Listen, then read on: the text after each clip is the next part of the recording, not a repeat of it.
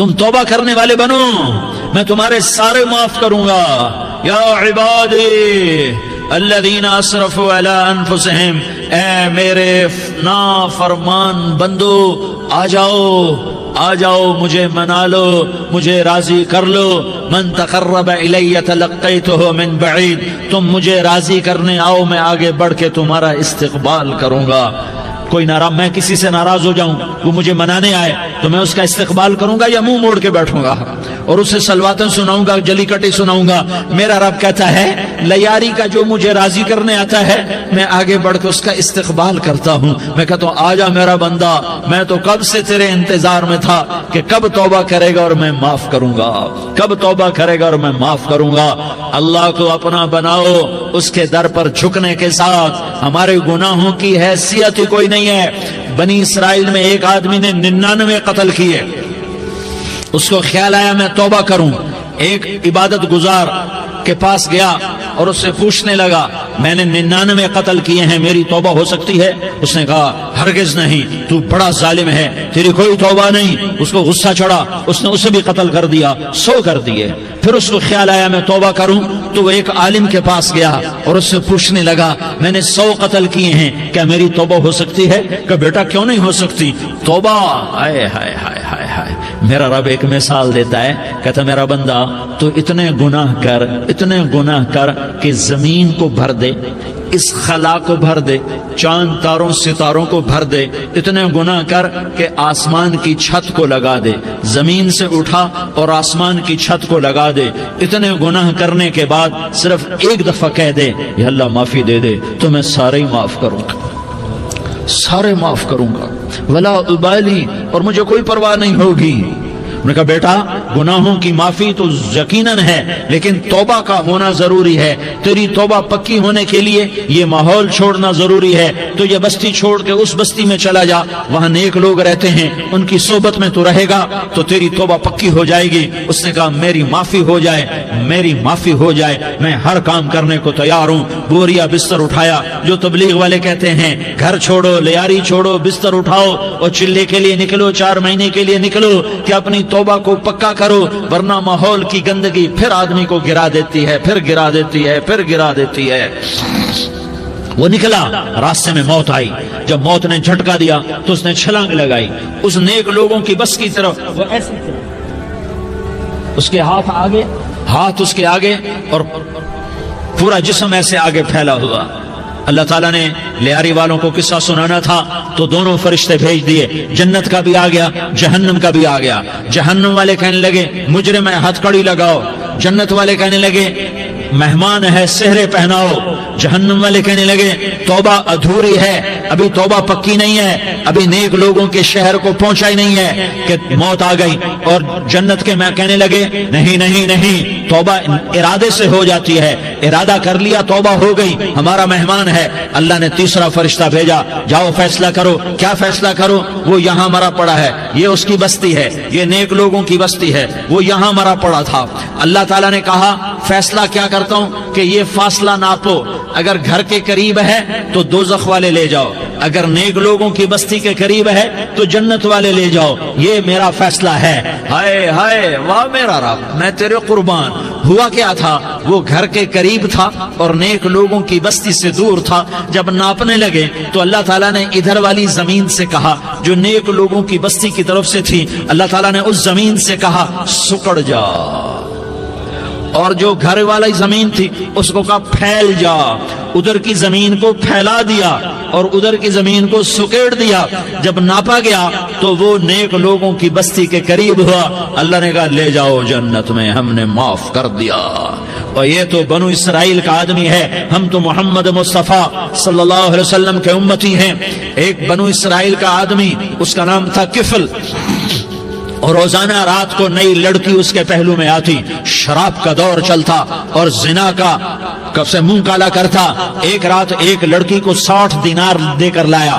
60 دینار کوئی 10 لاکھ روپیہ بنتا ہے۔ کیا مال تھا کہ ایک رات کا 10 لاکھ دے کر آیا۔ جب کمرے میں داخل ہوا تو وہ لڑکی رو رہی تھی، تو کفل نے پوچھا کیوں رو رہی ہو؟ میں نے زبردستی تو نہیں کیا۔ تو وہ اس نے روتے ہوئے کہا کفل میں پیشہ ور عورت نہیں ہوں، میں عزت دار عورت ہوں، مجھے بھوک نے یہاں تک پہنچایا ہے۔ میں یہ کہا کرتا ہوں جب سردار لوگ، جب مالدار لوگ زکوٰۃ نہیں دیتے تو غریبوں کی بیٹیاں نیلام ہو جاتی ہیں۔ مالداروں سے کہتا ہوں، ان سرداروں سے کہتا ہوں کہ اللہ کے نام پر دیا کرو کہ غریبوں کی بیٹیوں کی عزتیں بحال رہیں۔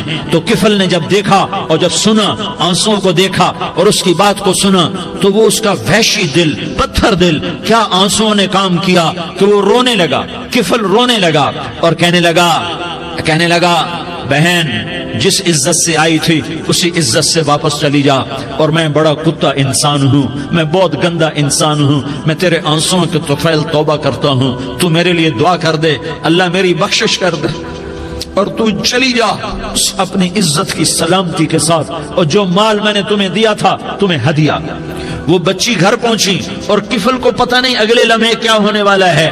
تھوڑی دیر کے بعد کفل مر گیا، اچانک جوانی میں موت آ گئی۔ کفل کو نہیں پتا تھا کہ میری زندگی کی چند گھڑیاں باقی ہیں، ساری زندگی زنا شراب میں گزری، آخری چند لمحے میں توبہ کی۔ اب میرے اللہ نے کیا کیا؟ اللہ کے بن جاؤ، ہاتھ جوڑتا ہوں، اللہ کے بن جاؤ، اللہ کو اپنا بنا لو، اللہ کو اپنا بنا لو، اللہ کو اپنا بنا لو، اللہ سے دوستی لگا لو، اللہ سے یاری لگا لو، اللہ کے آگے سر جھکا لو، ایک دوسرے سے محبت والے بن جاؤ۔ ہاں یہ وہ شخص تھا، کل اس کی میت کو دیکھ کر کوئی اس کو کندھا دینے نہ تھا، اس کے اپنے بھی اس کو غسل نہ دیتے، اس کے اپنے اس کو کفن نہ دیتے، یہ ایسا ظالم بدماش نافرمان تھا۔ ہاں سنو، کفل موسیٰ علیہ السلام کا امتی، طارق جمیل محمد مصطفیٰ کا امتی، سردار عزیر محمد مصطفیٰ کا امتی، ہمارے پیچھے محمد مصطفیٰ کے آنسو ہیں، آہیں ہیں، سسکیاں ہیں، فریادیں ہیں، دعائیں ہیں۔ یہ بنی اسرائیل کے گناہگار کے لیے کیا کر دیا۔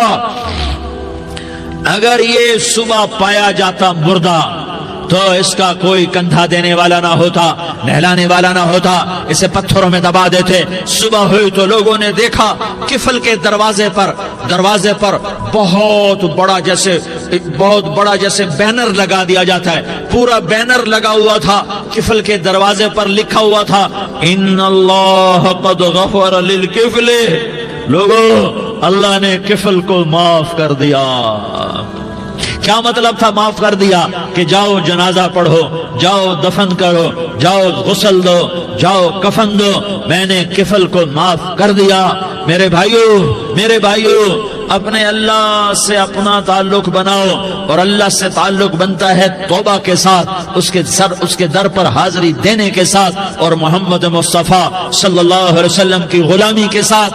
اللہ کو ایک ہی ہستی سے پیار ہوا، وہ محمد الرسول اللہ ہیں، ایک ہی سے محبت کی، وہ محمد الرسول اللہ ہیں، ایک کو اپنا حبیب بنایا، وہ محمد الرسول اللہ ہیں، ایک کو خاتم الانبیاء بنایا، وہ محمد الرسول اللہ ہیں، ایک کو حبیب اللہ بنایا، وہ محمد الرسول اللہ ہیں، ایک کو سارے عالم کا نبی بنایا، وہ محمد الرسول اللہ ہیں، ایک کو رحمت للعالمین بنایا، وہ محمد الرسول اللہ ہیں، ایک کو شافع محشر بنایا، وہ محمد الرسول اللہ ہیں، ایک کو ساقی کوثر بنایا، وہ محمد الرسول اللہ ہیں، ایک کے ہاتھ میں چابی پکڑائی وہ جنت کی، وہ محمد الرسول اللہ ہیں، ایک کے لیے جنت کو مزین مسخر فرمایا اور آپ کے بغیر جنت کے دروازہ نہیں کھل سکتا اس کا اعلان فرمایا، وہ محمد الرسول اللہ ہیں۔ اللہ سے جڑنے کا سردار عزیر ہو یا اس کا گنمین ہو، طارق جمیل ہو یا اس کا ملازم ہو، دونوں کے لیے ایک ہی راستہ ہے۔ یہ میری بہنیں جو جمع ہیں ان کے لیے ایک ہی راستہ ہے کہ حضرت محمد مصطفیٰ صلی اللہ علیہ وسلم کی غلامی میں آ جائیں، ان کے طریقوں پر آ جائیں، ان کے راستوں پر آ جائیں، ان کی زندگی کو اپنی زندگی بنا لیں۔ میرے نبی کی زندگی محفوظ ہے، یہ کائنات کا سب سے افضل، سب سے اعلیٰ، سب سے برتر، سب سے اجمل، سب سے اکمل، سب سے ابہا، سب سے انور، سب سے اتم، سب سے اجل، سب سے انور، سب سے کمال والا، جمال والا، حسن والا، محمد بن عبداللہ بن عبد المطلب بن ہاشم بن عبد مناف بن قصی بن کلاب بن مرہ بن کعب بن لوی بن غالب بن فہر بن مالک بن نضر بن کنانہ بن خزیمہ بن مدرکہ بن الیاس بن مضر بن نزار بن معد بن عدنان بن اود بن حمیسہ بن سلامان بن عوس بن بوز بن قموال بن عبید بن عوام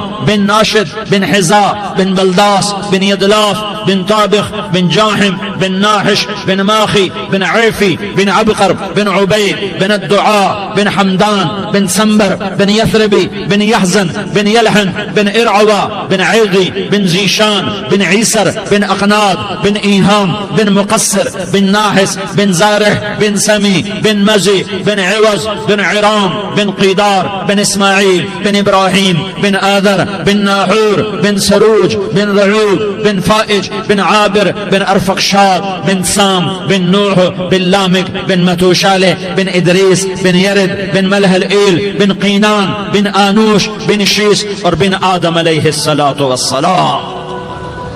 یہ میرے نبی کا نسب ہے، یہ میرے نبی کی پیڑھی ہے. دنیا میں کسی سردار کا نسب محفوظ نہیں، کسی سردار کی پیڑھی محفوظ نہیں، کسی بادشاہ کا نسب محفوظ نہیں، کسی بادشاہ صدر وزیر کی پیڑھی محفوظ نہیں. یہ محمد مصطفیٰ ہے، یہ محمد ہے، یہ احمد ہے، یہ ماہی ہے، یہ حاشر ہے، یہ عاقب ہے.